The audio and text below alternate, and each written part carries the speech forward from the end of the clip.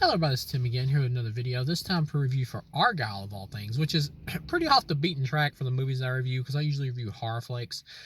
But I recently watched this and I figured, what the hell, why not review it? And also, I was really curious about this film, because I like Matthew Vaughn. This film got like really terrible reviews, so I really wanted to check it out, and I was curious about it, because like I said, I am a Matthew Vaughn fan. Watching this film, it's a bad movie. Honestly, it's probably one of the worst mainstream films I've seen this year. From 1 to 4 stars, I'd give it a 0 out of 4. This film sucked, but at the same time, I saw potential here. Pretty much, you got the story of Argylle. You got Bryce Dallas Howard, who is this writer character, and she writes about this spy character named Argylle, who's in her imagination, played by Henry Cavill. Henry Cavill is a bit wooden here, but granted, he hasn't got a lot to do. He's a bit wooden here, but overall, I think he does a good, fine job for what he's supposed to be here and what he does as a character who exists in her imagination. He's good here. Sorry about that random cough there for a second. I don't know where the hell that came from. But yeah, he's good here. He's fine. Then you got John Cena, who's also exists inside the world of the books and inside Bryce Dallas Howard's imagination. It's cool to see him there as well. He does fun. He has fun moments with Henry Cavill, like talking to him and stuff like that in this imaginary fictional world. It's kind of neat. And throughout the movie, like Henry Cavill like pops up talking to Bryce Dallas Howard or whatever, talking to her about stuff and predicaments she's in and stuff. And it's kind of neat.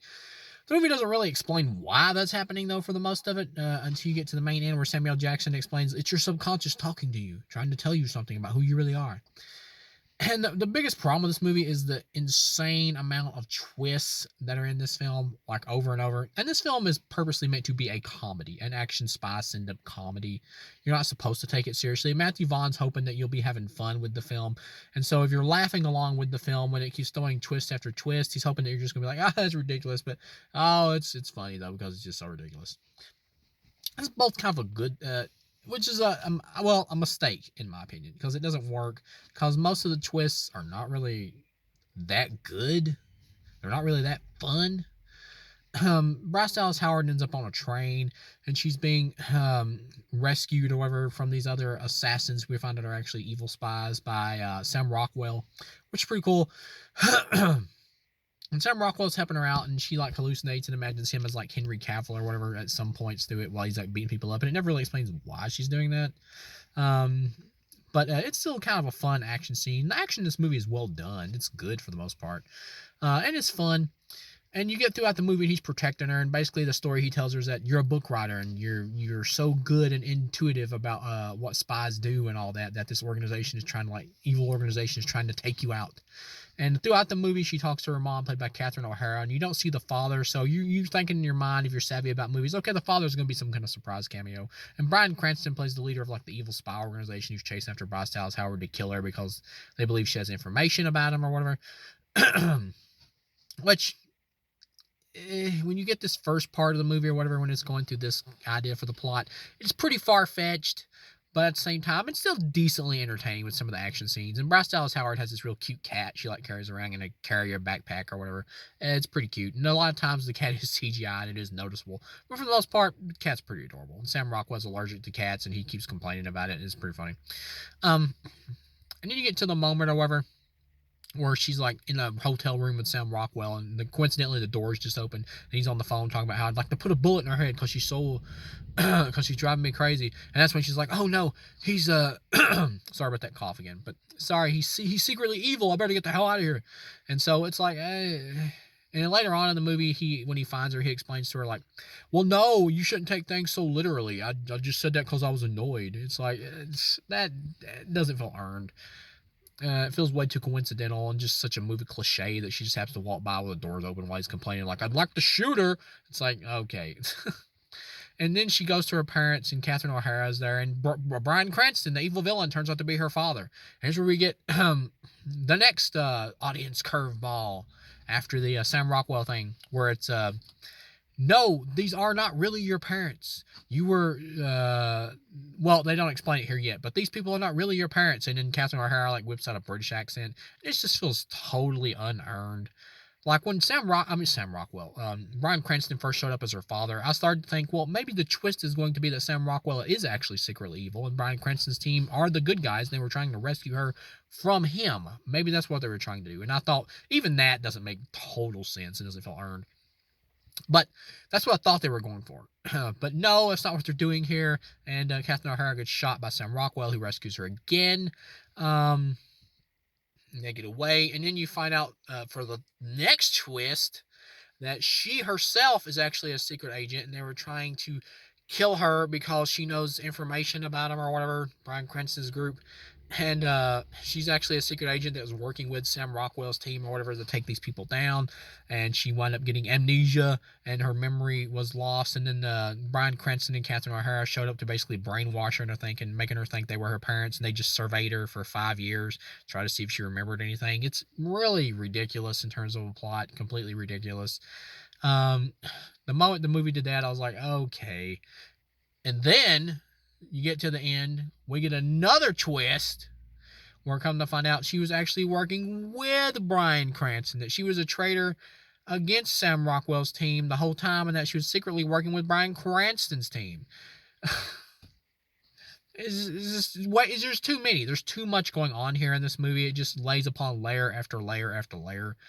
And the movie's hoping you're going to be having fun with it for how silly and ridiculous it is. And then it gets sillier and more ridiculous as it goes along. When it first starts out for like the first part of the movie, and this movie's over long, when the movie first starts out for like the first part of the movie, you're like, okay, this is going to be one of those kind of silly comedic type romps. It's going to be like probably end up decent to good if it just, it would have been that way if it would have stuck with the direction that it was first going in, with the whole thing about her supposedly being intuitive or whatever with her books about, this secret organization. If it would have went that direction, it probably would end up being a decent to good spy action comedy. But no, we get another twist upon another twist, and now we know she's secretly working with the bad guys. But of course, you also Sam Rockwell talks about how you secretly wanted out. I could see it in your eyes, and most of that good stuff or whatever, when you was the writer persona or whatever, that came from somewhere. And so that's when we find out that that's when she transforms fully into a hero and completely turns against the Bryan Cranston's team and all that. Shoots Sam Rockwell in a place in a way to where it doesn't cause any damage, to where it goes directly through his body, missing any vital organs and all that. It's completely ridiculous. That's one of the problems with this film. It's a complete live-action cartoon, especially by the third act, and that hurts the film because the first part of the film starts out, it doesn't feel like it's going to be that type of movie. So, and when it becomes that, you're like, what the hell is going on here? It just feels like it comes out of nowhere because it gets more and more ridiculous as it goes along. When it gets to the end, there is some fun in the action here at the end when Sam Rockwell and Bryce Dallas Howard are teamed up and they're like dancing as they shoot people because they're in love with each other now. And they're dancing as they're like taking people out underneath all this smog and smoke that's covering the whole area, and the enemy can't see, and they're just killing man after man. It's kind of fun. The way Bryan Cranston dies did make me laugh. Bryce Dallas Howard is like standing there with Sam Rockwell, and Bryan Cranston comes up behind him with a shotgun to take him out, and then they turn around, he's like, freeze, and he's getting ready to kill him, and then Bryce Dallas Howard's cat randomly like jumps over her shoulder and claws him in the face and all that until it like claws his eyeballs out and he falls over dead. That did take me by surprise. I'll admit that did make me laugh. You get this other scene earlier, though, where she's like taking out a bunch more henchmen or whatever that worked for Bryan Cranston. And this has terrible green screen where coincidentally she was actually also an ice skater before she lost her memory. So she takes like blades and puts them on the bottom of her shoes and starts skating through this oil and taking everybody out. And the green screen is really bad. But some of the action here is all right to good, but the green screen is awful at points. And that's when the film went way overboard in terms of cartoony. And then you get to the end of the movie and we get another twist. Catherine O'Hara shows up and you find out that they secretly have her brainwashed to be a weapon, basically a biological weapon, that when this music box plays, she has to do their commands. So she's like turning it on and she's like fighting Sam Rockwell, getting ready to kill him and getting ready to take him out.